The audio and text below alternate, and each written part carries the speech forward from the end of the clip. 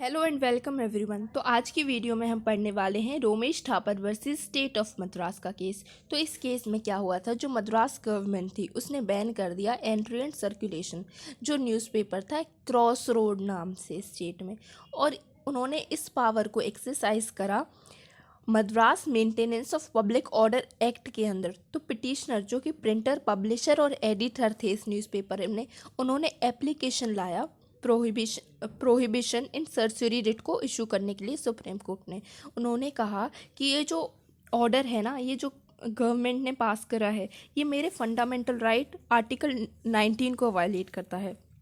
तो आर्टिकल 92 जो कि फर्स्ट अमेंडमेंट से पहले था, वो रिस्ट्रिक्शन इम्पोज करता था सिक्योरिटी ऑफ द स्टेट के लिए। तो पिटिशनर का कंटेंशन यहाँ ये था कि पब्लिक ऑर्डर एंड सिक्योरिटी ये दोनों अलग अलग हैं। तो मद्रास एक्ट जो मेंटेनेंस ऑफ पब्लिक ऑर्डर की बात करता है, ये इंटरेस्ट ऑफ द सिक्योरिटी में नहीं पास करा गया है।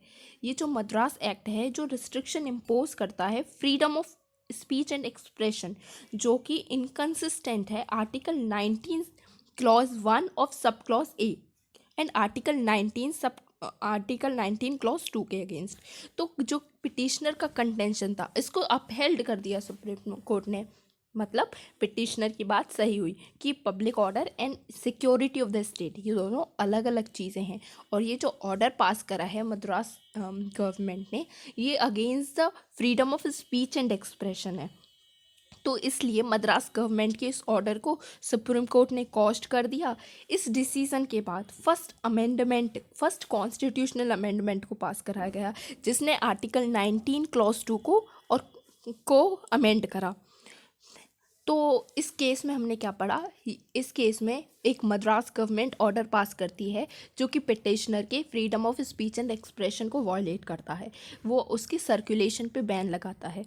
वो कहता है कि ये जो न्यूज़पेपर है ना, ये अगेंस्ट द पब्लिक ऑर्डर है।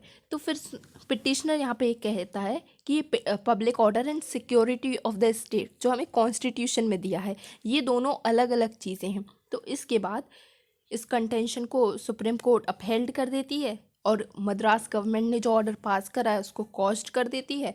और इसके बाद फिर लेजिस्लेचर को अच्छा नहीं लगता है, फिर वो कॉन्स्टिट्यूशनल अमेंडमेंट लेके आ जाती है, फर्स्ट कॉन्स्टिट्यूशनल अमेंडमेंट।